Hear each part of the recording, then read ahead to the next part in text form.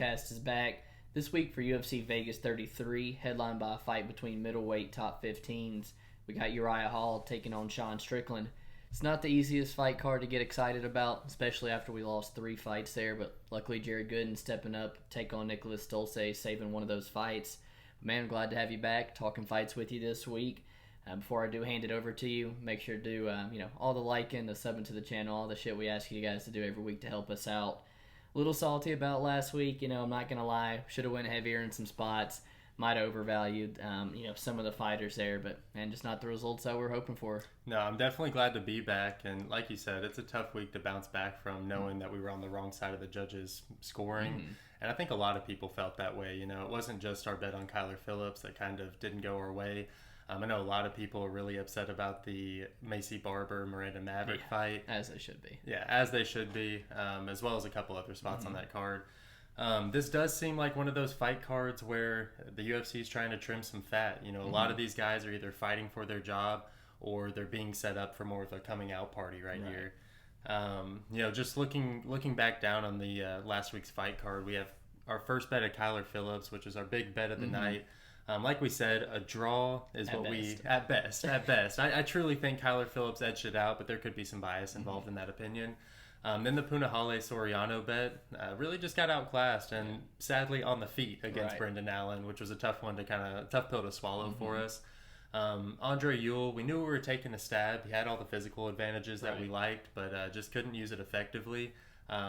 Then we had the Diana Belbita fight, where another girl who had all the physical advantages and used it. She looked legit out there, and I think really hurt Hannah Goldie's stock after that fight. Then we had the Sajara Eubanks Elsa Reed fight doesn't go to decision. That fight should have never been scheduled. One we should have hit harder for sure. Yeah, I think so as well. And then the Costa wins by TKO round 1 bet. We took a small stab, and for what it's worth, at plus 950, he made a good account of himself. Absolutely, man. He basically tore Yanez apart that entire round. I thought he was close to finishing it a couple times. That being said, we knew that we were trying to bet Yanez in that round too. Tried to hit it hard. That one was you kind of knew how that fight was going to play out, and it played out exactly how people were thinking. We have already released that big bet. I don't know if we've brought that up yet, but we do have Strickland for 3 units at minus 205. We've since kind of seen that line get steamed a little bit, so I do think that we've done our job as cappers and read the line how we were supposed to. Let's go ahead and jump right into it, where we start off in the welterweight division, where we see Orion Cosey, who's 7-0, taking on Philip Rowe, who's 7-3. I know last week you tweeted out that you were not big into backing guys coming out of Team Alpha Male. At least betting against them. Right. And I think that this could be the exception right here. He is coming out of Team Alpha Male and is making his UFC debut after his 3rd round finish over Matt Dixon on the Contender Series, which was a huge upset win. He's extremely powerful, and we've seen it multiple times in his career where he's gotten these grindy 3rd round finishes, which is something I really like to see. Which was a big unknown in his brother. I think he kind of makes up for it and giving us at least a little bit more that we can look at on tape and kind of back him. Philip Rowe, another Contender Series product, where he had an upset win over Leon Shabazian. As we've seen him in the UFC, he fought Gabe Green, who really did exactly what I think Cosey's going to do in this fight. Pressured him hard and kind of just overwhelmed Rowe in that fight. And I think that that's where Orion's going to find some success, being able to utilize his wrestling and really just push the pace on somebody in Philip Rowe, who just has not quite figured out how to utilize the 6'3" frame with an 80-inch reach. It's hard not to compare him to Magny, and Magny struggles with grapplers specifically. I think that's how I see this fight going, and Cosey's actually one of my personal favorite plays on this card, especially with the price tag that he's sitting at right now. And I really can't hate everything that you said, but I think ultimately I might end up on the other side with Philip Rowe here. Orion Cosey, he's kind of what a lot of people thought as the worst of the two brothers. You see him, like you said, getting those 3rd round finishes, but if you really look at who this guy's fighting, it's a pretty low-level slate of competition, and I think that's why you saw him enter as the plus 300 there to Matt Dixon. But he is finishing every single one of these guys, which is something that you like to see. And, you brought up the big point. He's not finishing, all these fights like his brother is a couple minutes into the 1st round. We've seen him extended. We know what that cardio is going to look like a little bit, which was that big unknown for his brother coming into that Sasha Palatnikov fight. But yeah, you're right, man. Cosey gets in your face. He's real strong on the clinch. Looks to land those big knees. Looks to sling the left hand, and I think he's going to have to rely big on that calf kick a lot to stop, the movement of Philip Rowe. Philip Rowe, I think he's only been finished once in his first pro fight, but he doesn't wear shots very well, in my opinion. He shows up a little bit. Shabazian's older brother dropped him a little bit, and I do think Cosey has the power, if he does get in there, to put Phil Rowe down.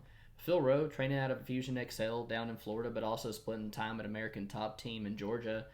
You see him training with the Lima brothers, with GM3, Rodolfo Vieira, and Jared Gooden, who's just jumping up on short notice here. Contender series, and he came in as a big dog there as well. And for the first round, looked like a big underdog. Shabazian's brother kind of put it on him, and ultimately just kind of took advantage of another Shabazian brother having no cardio. What Phil Rowe I don't really like about him here, and it's ultimately, so far it's kind of sucked for him in the Apex cage for the Contender Series. It's a small cage, and he struggled with the size of that, in my opinion. He gets stuck with his back on the cage, and unfortunately, with the whole COVID situation and where he's round up, he's been fighting Gabe Green and now Orion in the small cage as well, which is really bad for his style.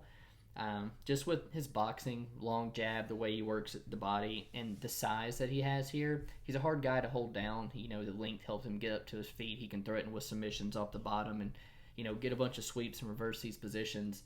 I think with, the injury Orion was having, the delayed UFC debut, I personally think it's kind of dog or pass here, just with the size advantage Phil Rowe has.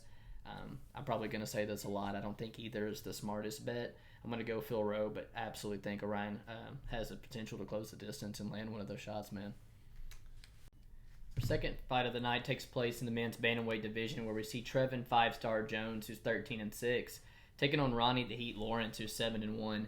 Trevin Jones trains out of Guam, but the last couple weeks he's been in Vegas training out of Extreme Couture, Drysdale Jiu-Jitsu. This fight has come short notice put together there after both guys lost their opponents, and with the big stylistic switch up that Jones is having to prepare for, I'm sure he's pretty happy that he's getting an extra week here. With Jones, man, he's fought all over the world and has kind of been on a tear recently, and in the last two he's busted many parlays. On the side of Ronnie Lawrence, man, a Nashville guy, gotta love to back him there, and since made the move to Sanford MMA, which I think is going to be huge for this guy's career in terms of, making improvements. But the pace and style that he brings is something I could watch all day. The relentless takedown pressure reminds me of someone like Colby Covington to an extent. Something I could watch all day. And, he's a Contender Series veteran. He's got experience in the small octagon as well, which for his style is nice that he doesn't have to chase his opponents down very much. I think, Trevin Jones is he's a black belt on the mat. I think he's going to have the jiu-jitsu to probably defend some of these submissions. I think Lawrence is just going to be a little too active with the strikes, a little too active with the takedowns, and probably going to take this one by decision. How do you see it? So I was actually surprised to see that Trevin Jones was coming in here as the underdog. Mm-hmm. I thought that he would have been like a lot of the kind of hype jobs that we've seen, like Kama Worthy, mm-hmm. comes to mind, where you're getting these first-round finishes and everybody thinks that he has just the touch of God in mm-hmm. his hands. But it does seem like the odds makers are leaning in favor of the grappler and Ronnie Lawrence here. You're right. He relies heavily on his wrestling game to implement his style of fight, and that's where I do think that it could get him into some trouble, especially when he gets into the upper echelon of the UFC, where he's fighting guys who does have the takedown defense, and it might exploit the pitfalls that Lawrence has in his striking. I will admit that Ronnie Lawrence does have like an unpredictable striking game, and he'll mix in like some spinning back kicks mm-hmm. and some good disguising of his takedown entries, but ultimately he only needs one slip up against somebody like Trevin Jones to catch him, which mm-hmm. is something that Trevin Jones has mastered at this point. Right. He carries that power into the later rounds, and like you said, the 7-time no-gi champion, mm-hmm. according to his Instagram. I think that he has the ground game to where he's not going to be in too mm-hmm. much trouble with Ronnie Lawrence on top of him. This will be one of those performances that Ronnie Lawrence will need to be perfect over 15 minutes to get the dub, because he does show some focus slip-ups in his fights and does get caught with some shots, and that's just not something that you can get away with Trevin Jones. Personally, I'm okay with laying off of it, although I do think the Tennessee boy and Ronnie Lawrence does have all the tools to mm-hmm. get this fight done, and and in a impressive fashion. But like I said, to count on somebody like Ronnie Lawrence, who's 7-1, to be perfect for 15 minutes doesn't sound like a good bet to me, which is why I'm happy we're laying off of it. Yeah, man, I don't mind laying off of it either. It's both two young prospects who I think, well, not so much for Trevin Jones because he ended up getting a debut against Timur Valiev, who's one of the best bantamweight prospects at the moment. Kind of known for comeback of the year kind of performance there, and any other ref might have stopped that any other day. I thought it was a Chris Taglioni, gonna let him get killed before he stops signature it. moment. Right. But you've seen the win stripped away from him due to the marijuana, which it's kind of crazy to me that it's still on his record as a no contest, including that Nevada, State Athletic Commission doesn't even test for it anymore. A win that should be given back, in my opinion. And I know we parlayed Mario Bautista, and he busted our parlay, upsetting, Mario, knocking him out. Trevin is good everywhere, man. His striking is proved up to par, and we talked about his grappling already being up to par.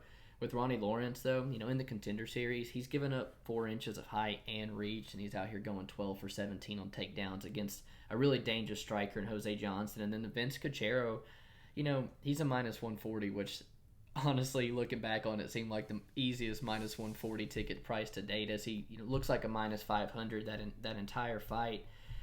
One thing that I like in his striking, he's got that stabbing front kick and the spinning back kick that he throws to the midsection, which we saw give Trevin Jones some issues in that Timur fight. He got a good calf kick, but the one thing I got to knock, and I mentioned it last week when I was doing it by myself with Kyler Phillips, he's eager for that submission to advance position, and a lot of times he gives his opponents a lot of space in order to work back to their feet, and that's why you see him having to land 8 and 12 takedowns in a fight. Not able to control these guys, but at the same time, it does break a lot of these guys late when they're having to work back to their feet. I was impressed that he finished Cachero there. Cachero is an LFA guy, fought for the belt. He's a hard guy to finish, and, it kind of impressed me here.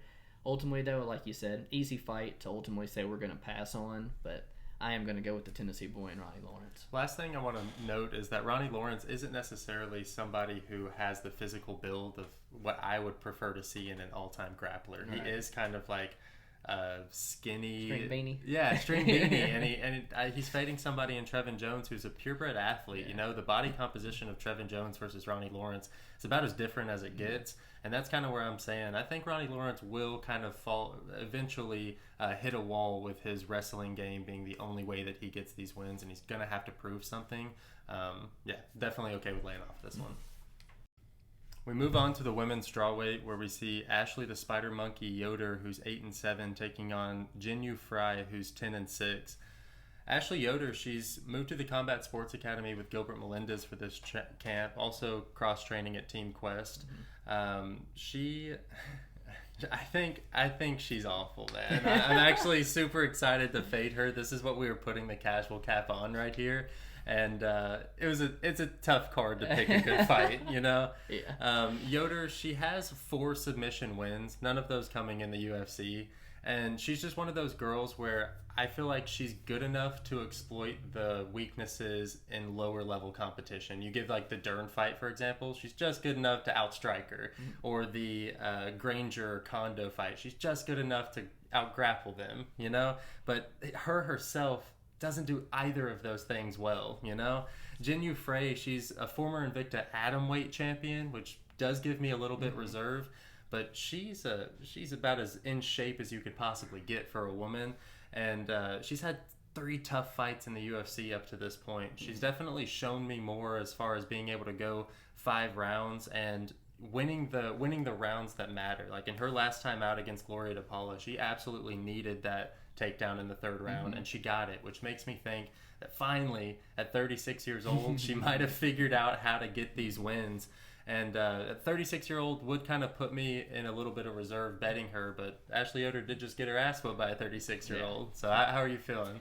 Yeah, I'm definitely on the side of Ashley Yoder here, man. But, looking at this girl's record, making her 10th UFC walk and 3-6 in that record, it's I'm not excited to back her coming here on Saturday, but you really do look at who she's lost to. The Angela Hill twice, Mackenzie Dern, they're top 10 girls. And even the Justine Kishas and the Randa Marcos, I put them ahead of the Kay Hansons, the Lumaluk Bumes, the Gloria De Paulas, in my opinion. They're mainstays in the UFC and have been here for a couple years, man, grinding their way out.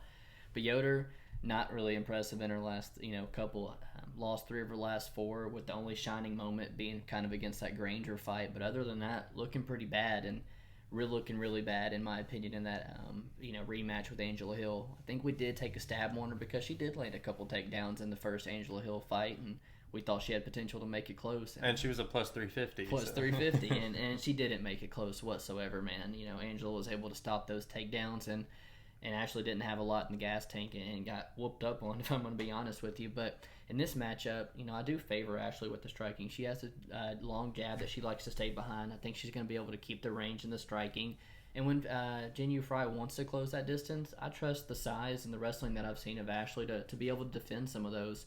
With Jinh Frey, you're right, 2-time Invicta champ and stuff, but in atomweight, that really does worry me as well because of the physical size of Ashley. She's already a pretty big girl for the strawweight division. She's got 4 inches in height and reach in here, which is going to help her defend a lot of those takedowns they're going to come against the cage here, in my opinion. You kind of saw with Jinh Frey in the Kay Hansen fight. She struggled with a bigger strawweight who was able to out-grapple her.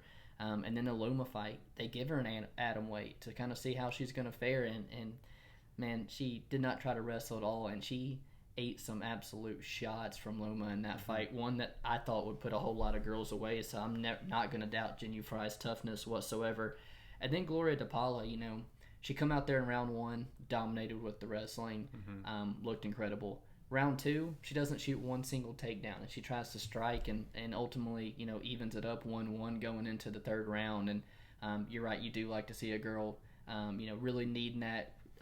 Coach is getting in her ear, husband getting in her ear, telling her what she needs, and she goes out and shoots that takedown like 20 seconds into the 3rd round, and found her success. But both these girls, man, they're really just holding on to their job at this point. Their backs against the wall and need it. I don't mind backing Ashley Yoder here, probably by decision.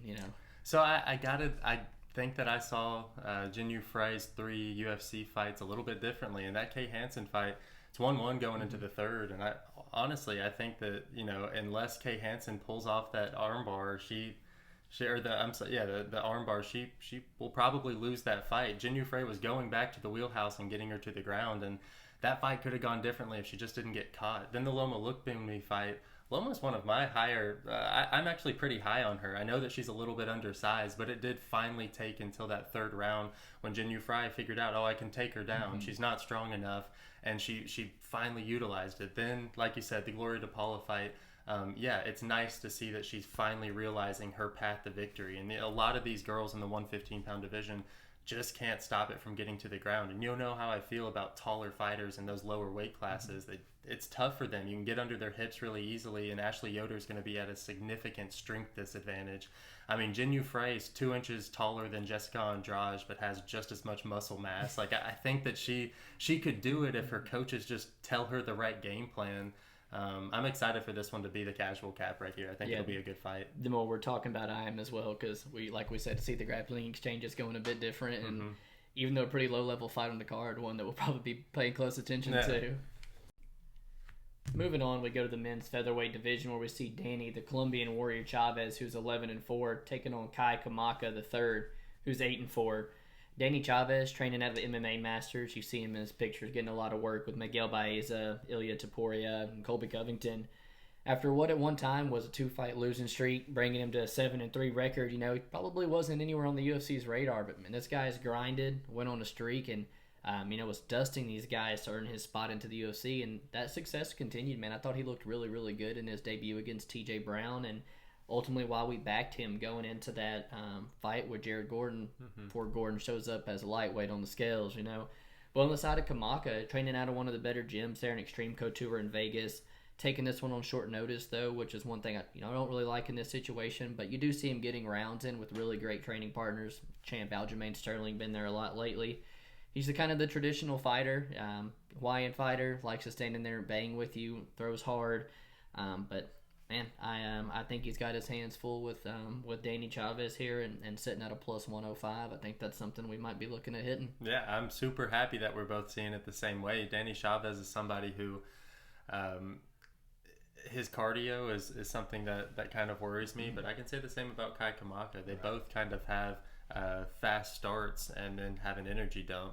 That we saw that dump against Jared Gordon, like you said, after that first round, it was tough for him to kind of get back into it. He couldn't defend those takedowns as well.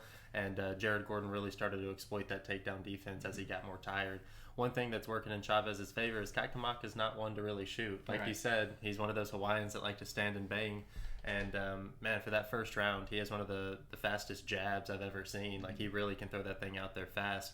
And he's extremely explosive. You know, if he finds himself on his back, he'll get to his feet. All of his shots have fight-ending intentions. It's just how long can he keep that pace up. Kai Kamaka, really boxing heavy stance, and I think the biggest thing that we got to watch out for is Chavez's leg kicks.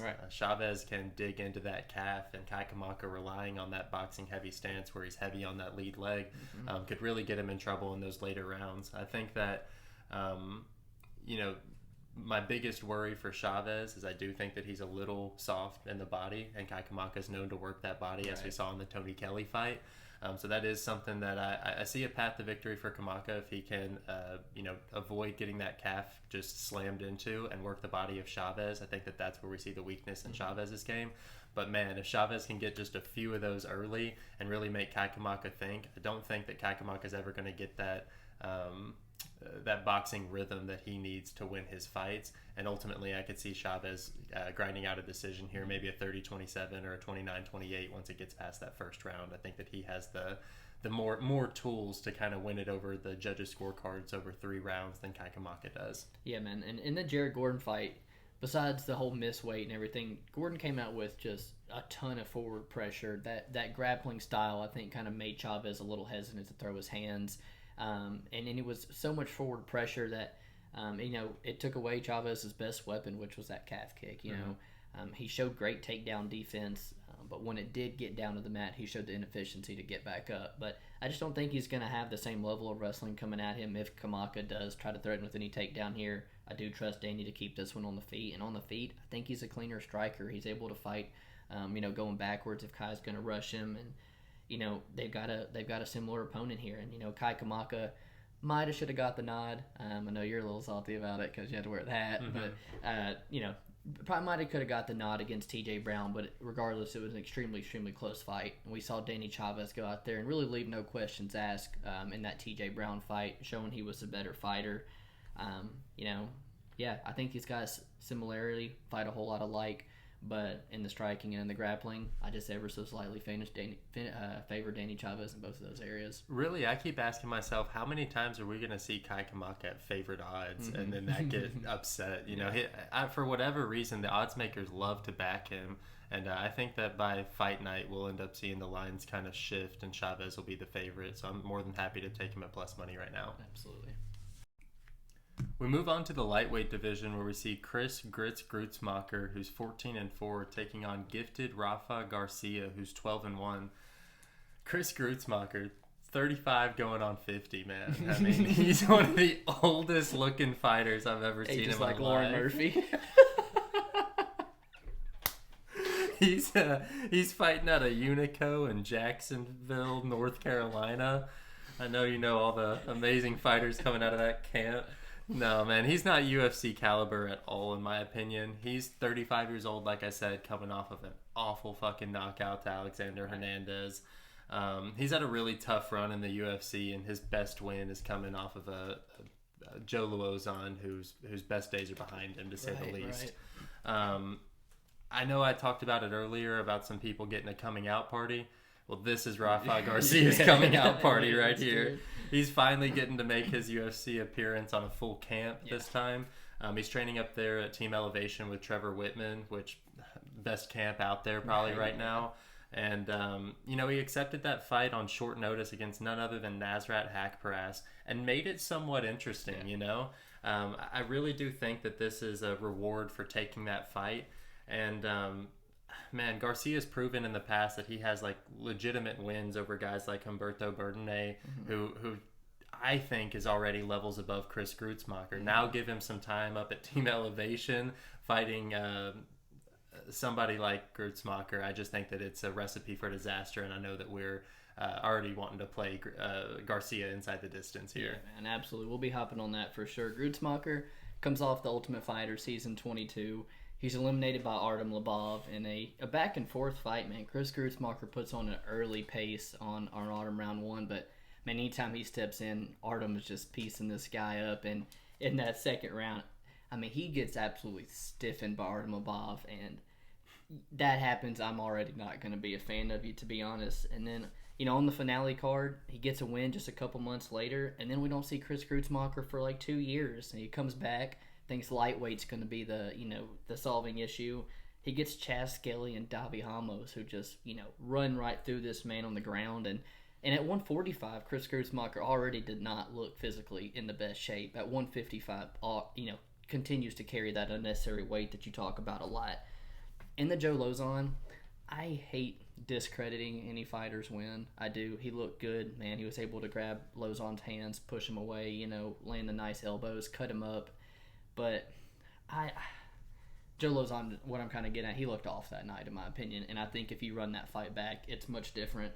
And then he disappears for another 2.5 years, dealing with an ACL tear at his age and stuff. Another big red flag that you don't like to see. And he gets matched up with Alexander Hernandez, who desperately needed a win and did exactly what we all knew was going to happen, because Chris Grootsmeyer could not get that head off the center line whatsoever. Rafa, as if I was not already high on him, seeing him train with Cheeto and guys like that, having Cub Swanson in his corner in his debut, to hop on Instagram and see him with Trevor Whitman training alongside Justin Gaethje every single day, made me even more confident in him.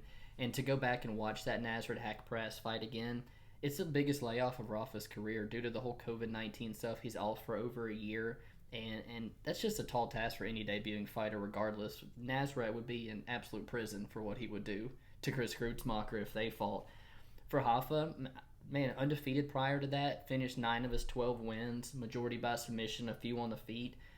I don't know what there is to not really like about the guy, to be honest. He's got title fight experience and everything. On top of that, he's only 26 years old, He's only going to get better, and at that age, you're supposed to be making leaps and bounds of improvements after each and every fight. Chris Grootsmeyer in this spot kind of looks like Chris Bennett did a few weeks back, where this dude just shouldn't be in the UFC, and we as cappers need to take advantage of it, which is why I'm happy that we're getting plus 160 something odds on Garcia inside the distance. It just seems a little nutty out there, Yeah, and something will probably hit pretty hard. I favor Rafa in the striking. I absolutely favor this guy in the grappling. And in my opinion, we're going to have to see Chris Grootsmeyer honestly, like Darren Elkins this fight. If he's going to win, he's absolutely going to get damaged on the feet. But when you look at Rafael Garcia and look at the experience in combate, I mean, he's gone 5 rounds twice before coming into the UFC. The cardio doesn't worry me. Man, everything I look at in this fight, Rafael Garcia going to be one of my most confident plays on Saturday. Good. Next up in the men's featherweight division, we see Colin England, who's 8-1, taking on Melsik the Gun Bagdasaryan, who's 5-1. Colin England training out of Factory X Muay Thai there in Denver, Colorado.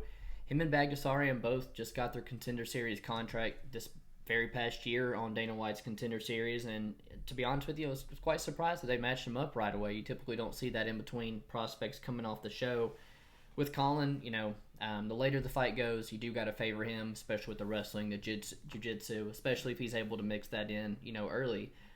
On side of Melsik, with a last name like that, I'll give you one guess where he's training out of. He trains out of the Glendale Fighting Club there with Edmund Tavarian and Edmund Shabazian. He's a real decorated kickboxer. This guy's got nasty Muay Thai. And before the Contender Series, he'd finished all 4 of his MMA wins in under a minute combined, has no fight time. And coming from a gym like that, it would scream gas tank issues, But we actually got to see him go the full 15 minutes on the Contender Series. It's a real close fight for me to call here between, 2 real big prospects trying to get their first UFC win. You have a lean in this one? I don't really. I'm going to be honest with you. This is one of the fights that I spent probably the least amount of time on. But like you said, Bagdasaryan coming out of the Glendale Fighting Club is almost enough for me to just auto-fade him, dude. I know that he does have that kickboxing background, which is something that I guess I have mixed feelings about. Sometimes you get somebody like Giga or Israel Adesanya who can come in and really exploit that, and sometimes you get somebody like Zaruk Adeshev who comes from a kickboxing background, but it just doesn't transition well to MMA. And I personally don't think that anybody could formulate a good enough opinion about Bagdasaryan's time in MMA to justify betting him as a favorite ever. Right. We look down his record and you see just tomato cans, man. I mean, that is just the Glendale special. Yeah, man, it's just awful. His best fight being against a guy off the Contender Series who's 4-1. I personally like the fact that Colin, at least his amateur career is in MMA. He's had twice the amount of fights, and he's at least had a fight in LFA. It wasn't against the best competition, but at least it's a legitimate organization, and that alone kind of makes me want to play somebody in the dog spot like Colin here.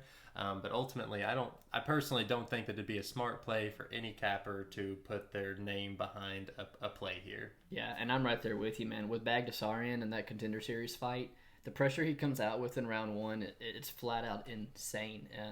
And there's no way that he's able to keep that up over the full 15 minutes. You did see the output really drop. But still, man, the striking looked incredible. This guy has a nasty straight left hand, and he will fire just some of the nastiest kicks at your body that you've ever seen. And when he gets you in the clinch, it's some of the dirtiest Matt Brown style elbows that you're going to see in the clinch. You without a doubt favor him in the striking department. But then when you look at Colin England's Contender Series fight, and I was pretty impressed with him as well. He was able to offer some good feints on the feet, showed me good cardio, and he was able to avoid those big shots from a Taekwondo world champion, someone who is also a very talented striker. So Colin England as a dog, just off of that, honestly, he does entice me a little bit. But then to see that round one that Melsick always has, man, England's already a dog. I promise you're going to get a better price tag on him come round two. And I really do think if you're back in England, round two is probably the spot to go in and play him. On some straight D-Gym shit. Absolutely. Right. We move on to the prelim main event where we see Nico Montana, who's 4-3, taking on Mulan Wu Yanan, who is 11-4. Nico Montana, she's coming out of Syndicate MMA, which is a really good gym for women. She's pulled out of 5 fights in a row, and we're finally getting to see her. We think. Up until weigh-ins, you just don't know. She won the Ultimate Fighter a while back, which counts for something, where Wu really let us down in her last time out. We were backing her against Jocelyn Edwards, who we thought we saw just some terrible holes in her game. And Edwards actually came out there and looked pretty decent, Yanan, we're not really sure where she's training right now. I know in the past she spent some time at Tiger Muay Thai. But she's only 25 years old and hopefully making some improvements to her game after that last time out. She is a pretty well-rounded striker. She looks to establish that jab early, and I think in this fight specifically, she's going to need to use that lead left hook that she uses so well to circle off the cage and not get pressured. Because if Nico Montana does anything good, it's wrestling, and she is going to try and look to stick you up against that cage and grind it out. I'm going to lean Montana here, but it's another one of these fights where it's tough to make a confident lean on either girl. Yeah. So on this side, I'm super confident on Nico to get this fight, but at her current price tag, I can't touch it, With Nico, there's 3 really good wins, on the Ultimate Fighter that just don't show up on this girl's record, and that's, she beat Roxy in the finale. She beat Montana De La Rosa, another top 10 flyweight, I think, at the moment. And then Lauren Murphy, who's challenging for the belt next, and then in 2017, coming off the Roxy win, she gets matched up with Valentina, has the big, I guess you could call, weight issues on the scale, but after watching the Priscilla fight, I don't blame her for vacating that belt and just refusing to fight Valentina. More time off, man. Then we finally see her come back up at bantamweight, and we see her fight Juliana Pena. Doesn't go her way, and then, like you said, proceeds to pull out of 5 fights, and we've only seen 1 performance from this girl in 3.5 years, which she lost. I do think there is an absolute clear path to Nico here for her wrestling, if she were to, implement that in her game plan. With Wu Yanan, almost a girl that's been just as inconsistent, on her part. She's fought once a year for the past 3 years, and these girls desperately need a win. You've also seen her have to make the move up to bantamweight. She's a 5'8" girl, she was cutting a flyweight and was having big issues on the scale. The big difference between these girls is man, at flyweight, before moving up, Nico's beating these good girls, and Wu Yanan's just really losing to a lot of the lower levels. You talked about the striking. The left hook is by far her best weapon, and she can fight really well with it moving backwards. Likes the leg kicks to rack up points, but you just look at through her record, man, in the UFC, and she's 1-3 in the UFC with the only win she has coming in her backyard of China by way of the famous women's armbar from guard. But you look at some of the other fights, and you look at her debut fight against Gina Mazzani, who was forced to fight at bantamweight at that point. Obviously a typical flyweight, just out-wrestled Wu from start to finish. And watching that fight has me super confident Nico Montana is going to be able to do the same. But in one performance in almost 4 years, I just can't touch a -200 price tag at this point, man. And if you need any other, reason to bet Montano, this is her easiest fight of those 5 that she's pulled out of. I mean, between Macy Chasson, Julia Villa, and Carol Rosa, I think that this one, stylistically, is definitely the best one for her, given the fact that Yanan's shown those holes in her game as far as grappling. So I hear you on Montano should be able to walk through this, but like you said, it's a tough one to be super confident on. Yeah, -225, -250, what I'm looking at right now. Just not a smart bet coming off that layoff. Opening up the main card in the men's welterweight division, we see Brian Bam Bam Barbarina, who's 15-7, taking on Jason the Vanilla Gorilla Witt, who's 18-7. Brian Barbarina trains out of Gym O, which big thing to note here, man. Lost a huge sparring partner in Impa Kasangane when he made the move to Sanford MMA. That was a huge main partner that Barbarina got a lot of work with, and this can be the first camp without having him in there. He does have Bellator's John Salter, who is a national championship level wrestler, BJJ black belt. So still some really good guys there for him to train with. He's one of the toughest dudes on the roster, just a grinder, an absolute workhorse. But he's coming off the stomach surgery, which you look at his Instagram, he got what looked like cut from belly button to chest, and just an awful experience. Makes me a little worrisome backing him here. With Jason Witt, trains out of Glory MMA under head coach James Krause. Regardless of skill that the fighter has coming out of that gym, they're going to have some type of game plan in mind that they're looking to execute.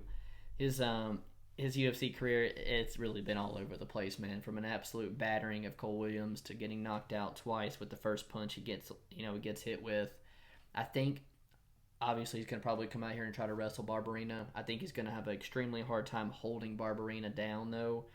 Barbarina's just going to wear on him and probably get that TKO, man. Witt's bottom of the barrel to me is what I'm trying to get at there, and I'm gonna go Barbarina probably inside the distance. What about yourself? Yeah, the inside the distance prop is sitting at plus money right now, and I honestly think that it'll get steamed once people realize that Witt has lost all 7 of his fights inside the distance. Right. You talked about the game plan that James Krause has for him going in there. It's probably just to avoid getting punched in the face, man.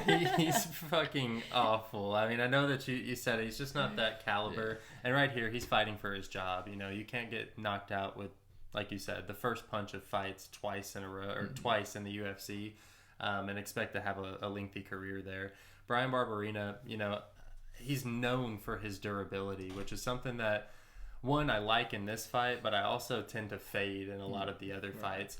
I know that he had that bounce back win against Anthony Ivy, who I think, although isn't a great fighter, is even better than Jason Witt.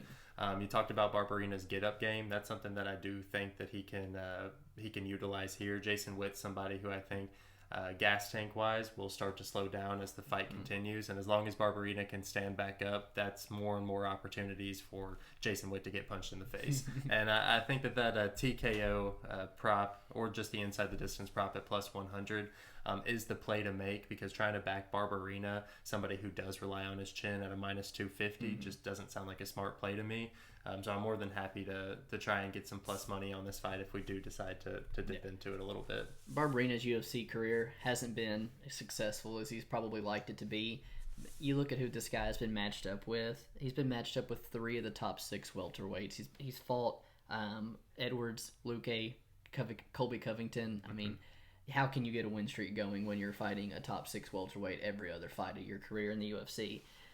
I know we were sitting right inside the other room in there when he upset Sage Northcutt and just ruined that hype train, stopped it in its place. And what's the UFC do? They give him Warley Alves, who just beat Colby Covington. Barbarina's a massive underdog, and what's he do? Upset him again, man. Brian Barbarina, he's just tough, man. He's so gritty. He's a hard guy to finish, and Jason Witt is a really easy guy to finish. And the only time we've seen him look good is when is when Cole Williams shows up, Jake Collier style, 10 pounds over the weight limit, and just looked flat out awful.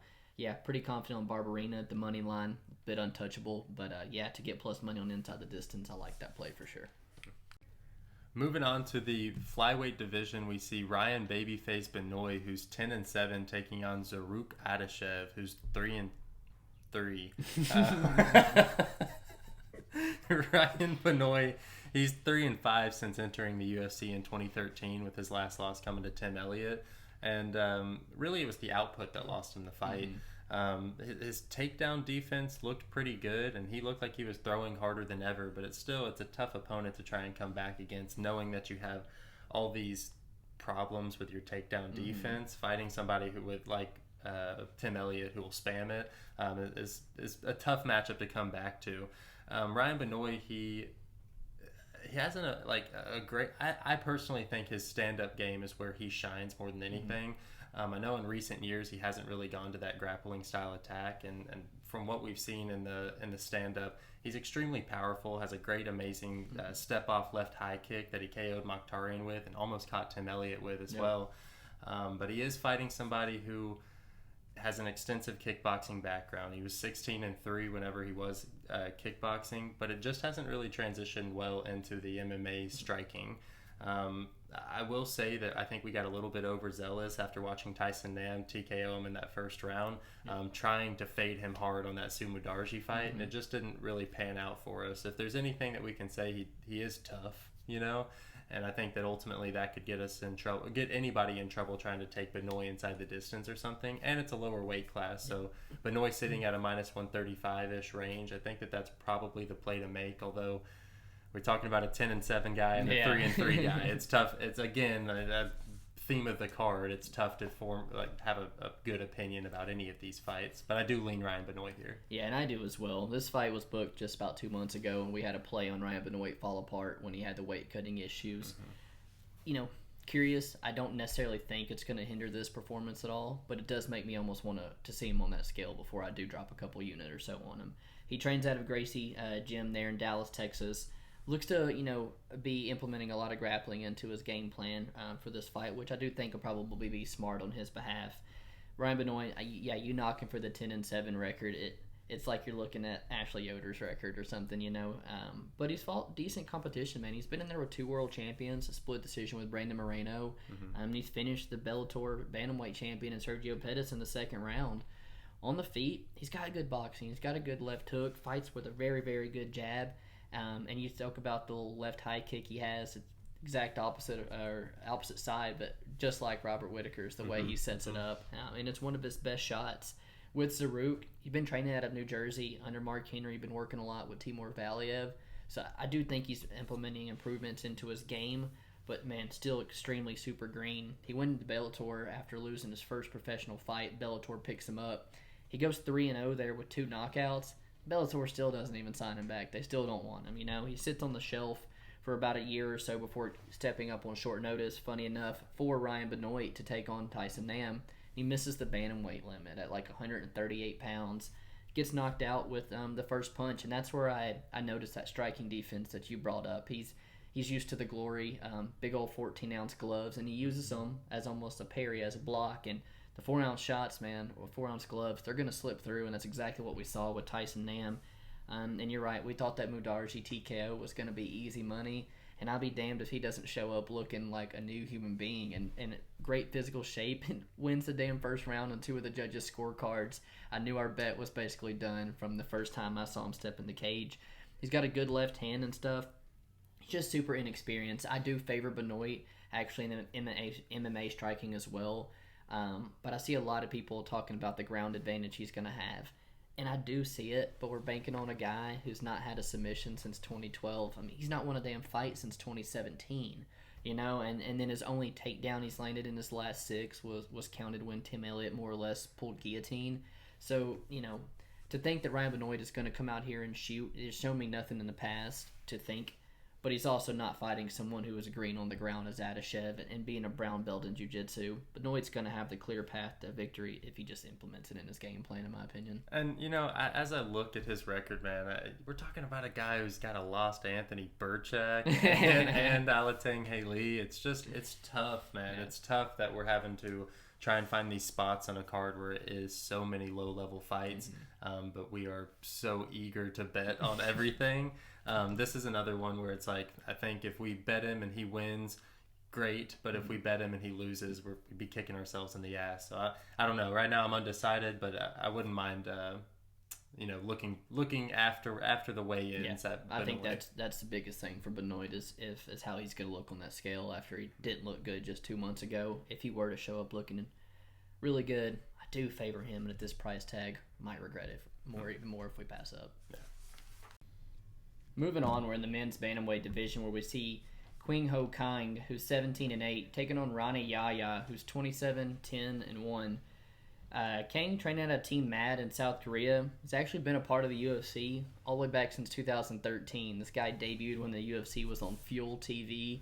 To kind of put it into context for you about how long ago, it was debuted on the card where Brian Stan and Wanderlei Silva just went to war. Had the military sentence, which is mandatory for a lot of those Korean guys, and it put a 4-year layoff from 2014 to 2018 in his career. Since his return, he's looked relatively good, in my opinion. Yahya, training out of Brazil, doesn't look like he's at American Top Team for this one. And, man, he's been around just as long. He's been fighting Wineland, Mitsugaki, Benavidez in the WEC days. He's an ADCC world champion in, 2005, 2007, something like that. But over the 10 years, man, he hasn't really taken the time, in my opinion, to improve that striking whatsoever. I favor Kang really heavily in the stand-up here, and I really think he's got great jiu-jitsu, but I think he's going to lack the wrestling, to get the bigger guy down here. And ultimately, if Yahya hasn't finished this come middle of round 2, I know you're sweating because the cardio for him just doesn't seem to be there for him anymore. I'm going to side pretty heavily with Kang here. I think he's one of my most confident bets of the night. But I think Yahya as a dog kind of entices you a little bit. Yeah, man. This is definitely one of the fights that I could spend a little bit more time on. Personally, just seeing Yahya as a dog right here piqued my interest right off the bat. I know a lot of people are looking at this Kang guy, and I personally can't imagine you being super confident on him. One, because of the long layoff post 30 years old. Two, you look at the fights that he's had in the UFC. He's had 9 fights in the UFC, 6 of those going to decision, and 5 of those being split decisions. I understand that maybe not all of them were deserving of being split decisions, but at the end of the day, some judges are fucking giving you split decisions against guys that you should be finishing. You look at Rani Yahya, and 21 of his 27 wins are by submission. He is a finisher, the exact opposite. He tries not to let the judges get involved. And like you said, past that second round, yeah, it does get a little bit greasy, but I'm pretty confident that Rani Yahya, with his grappling edge, is going to be able to get it to the ground. It's not necessarily that he has to use his wrestling chops to get it to the ground. He's one of those guys that will look for heel hooks, will pull guard, and will do anything to get it to the ground. And if it's somebody like Kang, who usually uses some of his grappling to get his wins, it's not an option anymore against Rani Yahya. So he is going to have to stand up and show us something, in my opinion, that he hasn't really in the past. So I think somebody like Kang, who has a couple of unknowns coming into this, I think it's really easy to see him with a 6-inch reach advantage over an old aging Rani Yahya here. I think that it's a solid fight, and like I said, one that I'd like to give a little bit more time on before I'm gung-ho about Yahya. But I do think that I'm more confident in betting Yahya than hoping that Kang has made enough improvements to win decisively in the UFC.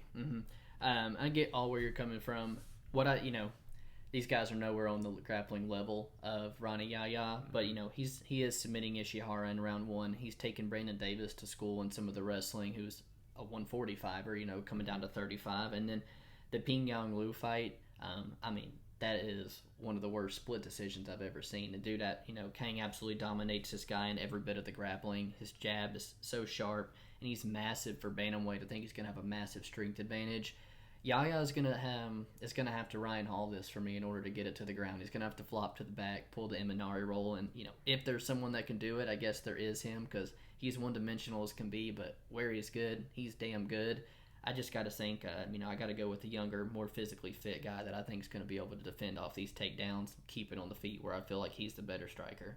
I got a couple more things with Yaya. He does try and close the distance with some huge shots, like leading up into it. And then it's also, he's one of those guys where it's extremely difficult to try and establish a kicking game. So then it almost narrows Kong's offense down to he's got to be good with his hands only, because if he does try and throw those kicks, I mean, unless they're low calf kicks and he's able to pull them back quick enough, Yaya's gonna catch on to it. He's gonna figure that out, and I think that's another way that he can, Imanari roll, catch a leg and fall to the ground. And like I said, just kind of use unorthodox methods to get the fight to where he wants it, as opposed to trying to rely on straight grapple or straight wrestling to get it to the ground. And he's already underdog. You probably get a pretty decent price tag on the submission. So if you are high on Kang like I am, it is a good spot if you want to hedge that off at all with Yaya by sub. Moving on to our co-main event of the evening between Gloria De Paula, who's 5-3, taking on Cheyenne Bays, who's 5-2. This takes place in our strawweight division. Both these girls have been super disappointing since their UFC debut. I know Gloria De Paula, she's still training out of Shootbox de Lima in Brazil, but I know that she flew out to Las Vegas a few weeks back to maybe acclimate herself to the environment, which I don't hate at all.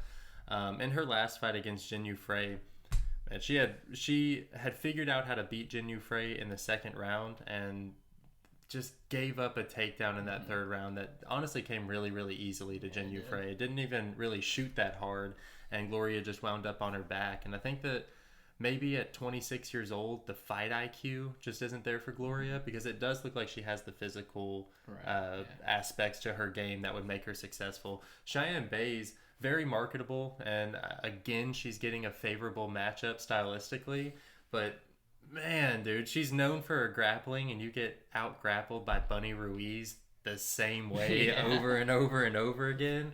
It's super disappointing to see. I know that she's moved to Extreme Couture for this camp, which is definitely going to benefit her. Both girls are 26 years old, and I think that this is just the UFC's way of kind of matching up some prospects to see who's going to be the one that they push forward in the future. Yeah, man. With Gloria De Paula, there at Shootbox, she's with her partner, girlfriend, and Barbarina Silva, who's a flyweight in the UFC. She fights just like her, too. She has nasty stand-up. She really sits down on her punches, and when she gets you in the clinch, she lets those knees fly.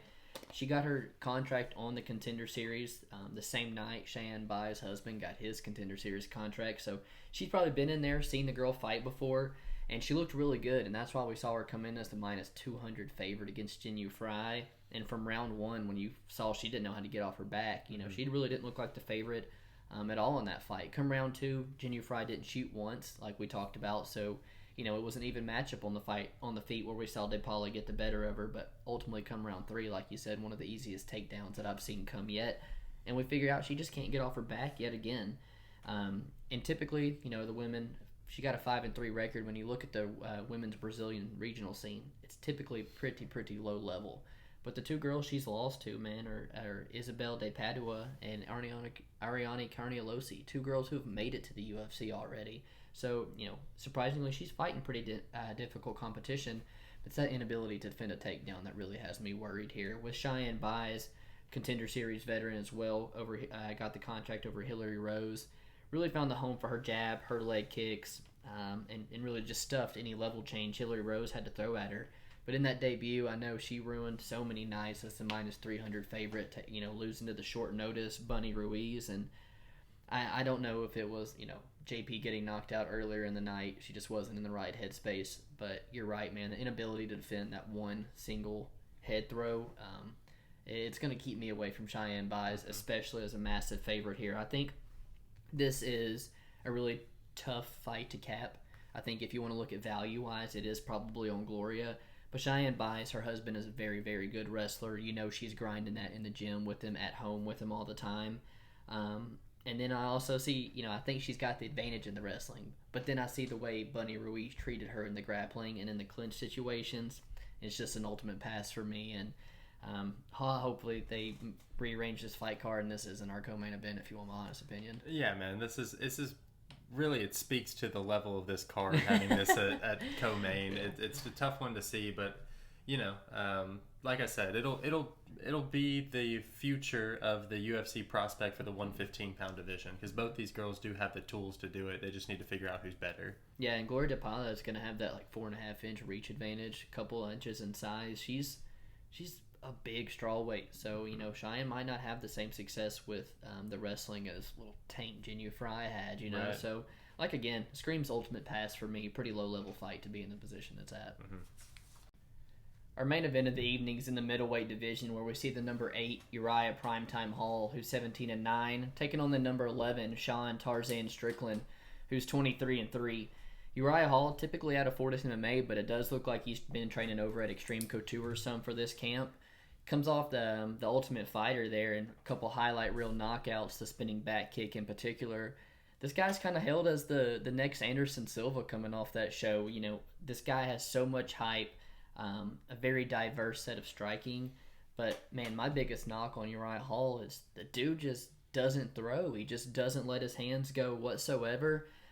Right now, he has found himself on the winning side of 4 of his last 5 fights, but I'll get into breaking all 3 of that win streak down a little bit, and it's just if you really look at it, On the side of Sean Strickland, primarily out of Syndicate MMA, which I did kind of used to poop on a little bit, but with the amount of guys that you've seen come to Vegas and start training, they're doing a lot of cross training, and you see some relatively good names start bleeding over there, but looking at Sean's Instagram, this guy is an absolute student of the game. You see him at Extreme Couture with a number of good middleweights, with Francis, with Ankalaev, at Kings MMA, talking about getting just some of the hardest rounds of work in that he can with Vettori. And then the work with Jason Perillo and guys there, and I mentioned that one because of the incident that went around on social media with the Orlando Sanchez guy. And just for the record, straight from my perspective, I think Sean was completely in the right in that. I think that was one of the dirtiest fucking things I've ever seen pulled, especially when a guy's got a main event coming up. But man, Sean had the motorcycle wreck kind of put a little stint on his career, pushing back, returned at middleweight, and I really like the Sean Strickland that I see here, and I think he's ready to take this step up to fight the number 8 guy in the division. I think it's the perfect guy for him to honestly get in that top 10 of the middleweight division here, and that's why we've already dropped 3 units on Strickland, man. Yeah, man. I think Hall is one of those guys who's one of the weaker top 10 in the 185 division. He does come in with quite a bit of physical advantages here. He's going to have the 3.5-inch reach advantage, and physically, that dude's a specimen, man, right. You talked about his timidness. He's kind of known for taking that time to warm up and really just look for that perfect shot, which gets him into a lot of trouble. That being said, I think 5 rounds actually plays into his favor here. And if this was a 3-round fight, I think we probably would have laid 6 units on Strickland, you know? Strickland is a high-level striker himself, but he's one of those guys who doesn't have to throw 100% into every shot. He doesn't look for that perfect shot. He just kind of looks to piece you up with volume, and he has great vision when he's doing it. He's one of those guys that can keep his eyes on you and look and counter while he's actually in the exchanges. He's not ducking his head and going for overhands. He knows exactly where he's throwing those strikes. I will also say that Strickland, he has a kind of like a, what am I trying to say? He has a all torso. He is standing straight up when he does strike, but a intimidation factor. There we go. He doesn't sit on his stool in between rounds, and that's something that I think he does that try and gets in the heads of people. And Ryan Hall's one of those fighters where I think mental game, he's pretty weak, man. Yeah. I think that he's vulnerable. And that's something that Strickland could exploit, as we saw in the Jack Marshman fight, where he's like, "Come on, Jack," pushing him. I think that that's something that we could also see in this Hall fight, where it ultimately either Hall does start throwing or he shells up like he's known for. You talked about the 4-fight win streak that Hall's on; those all come with a huge asterisk on them. You know, you look at the Bevon Lewis fight, who turns out he's a fraud, man, and he's down 2 rounds going into that fight. Absolutely needs the KO there to win it. Then he goes for a split decision with Shoeface, who's no longer in the UFC. Very controversial. Judges just weren't into grappling that night. Right. And then the 45-year-old Anderson Silva. I know we cashed big on the inside the distance at like plus under 178 or something like that. Yeah. Oh, I played the Hall inside the distance at plus 178, and that one was, it was going to happen, a 45-year-old who's lost 7 fights in a row. Right, and Hall has 5 rounds to try and pick him apart. Yeah. And then the Weidman, do we need to say more? I was all over Weidman in that one. It was a tough one to lose for sure. Hall being the striker that he is, he's got a negative strike differential, and that just kind of speaks to his timidness on the feet, where you see Strickland, who's coming here with over 5 significant strikes landed per minute. I personally think that just the mindset of Strickland is why I'm fading Hall here. I think that he's on par with Hall in striking, but he does need to be focused and careful for 5 rounds because Hall does have that one-hitter-quitter power. Right, and in Hall's streak as well, the Bevon Lewis, the guy spends countless amount of time getting stuck up against the fence. In the Carlos Jr. fight, again, forced a whole lot of grappling, gets controlled in a whole lot of situations. Then you get to Anderson Silva, and he's in the smaller cage, which is not good for Uriah Hall, and you see him back up a whole lot. Luckily, he was able to get that finish, but he's got his back on the cage a whole lot. And then luckily with Chris Weidman, it is on a pay-per-view. It is, it's in a bigger octagon. But I really thought, he was going to have trouble in any grappling exchange. And now you stick him back in the Apex octagon with the guy who in Sean Strickland puts on an insane forward pressure. Mm-hmm. I really do see Uriah Hall's back being on the fence the entire time, getting out jabbed, getting out pointed, getting stuck on the fence, and maybe even taken down a few times. Sean Strickland is, if you look at his social media, this guy just really seems to have hit his groove right now. He's sparring on Tuesday before his fight. He's zoned in on the game right now, and I think it's his time, and I think he's got a good matchup in front of him. And coming into his prime, right? He's still under 30 years old. Mm-hmm. Whenever I saw that breaking this fight down, that was actually a surprise to me. I thought Strickland was 32. Cage time with Ponzinibbio, with Usman, it's all going to pay wonders for him as he continues to climb this division. He's not cutting weight like he used to, everything. 100%. And you talk about the weight cut. He used to fight at 170, and Hall being a long-time 185er, you might think that he might be at a disadvantage, but we're seeing him whoop Brendan Allen's ass at catchweight 195. That right there proved to me that he is physically fit for this weight class, and I don't know, man. I see a lot of paths to victory for Strickland, and really only a one-shot KO for Hall to get this done. Yeah, I hate to beat a dead horse, but Strickland all the way on Saturday, man. Awesome.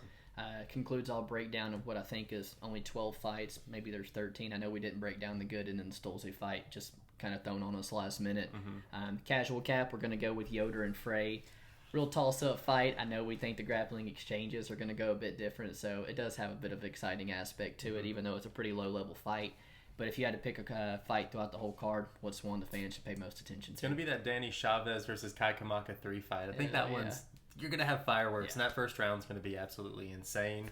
That one's I'm looking the most forward to. What about yourself? Yeah, you got the Colombian Warrior versus the fighting Hawaiian. Yes. It's destined for fireworks. I'm going to go with Trevin Jones and Ronnie Lawrence. It's, really early on the card, but 2 very good prospects. Dana White really likes what he sees from Lawrence. I love that style. If I could pick a fighting style, more than likely what I would emulate.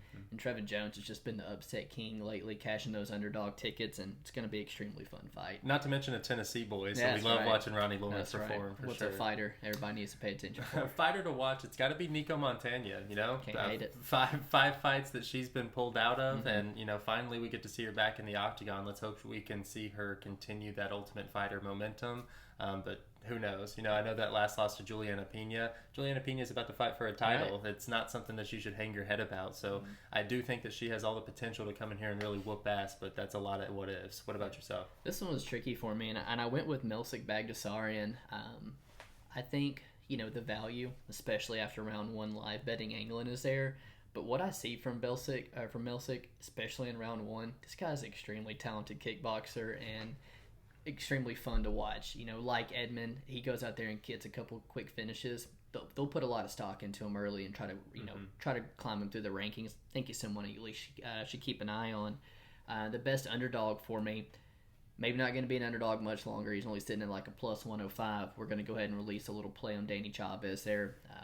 I know you took that as your fight to watch, but we definitely do lean Danny Chavez ever so slightly in just about every aspect of the game. Yeah, I really like that, especially at plus money, like you said. I'm gonna have to go with the casual cap. Jinyu Frey is sitting at the plus money right now. I think that one's another one that might start evening out closer to fight time.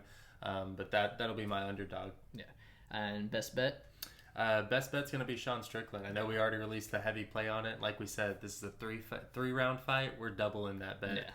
But I do think that Strickland has all the tools to win this, and but I think you've also got a pretty good bet that we're playing as well. Yeah, man, I really like that Strickland one. For me, the best bet, we're actually going to get it at plus money. Rafael Garcia inside the distance. Ton of red flags for Grootsmeyer. Ton of things I like about Rafael Garcia here. Like I said, again, don't want to beat a dead horse, but Rafael Garcia is going to put this guy away. 100%. Appreciate you guys tuning in. Hop in those comments. Let us know what you guys think of this card, who you have in the main event. And hope you're catching some tickets with us on Saturday. Peace.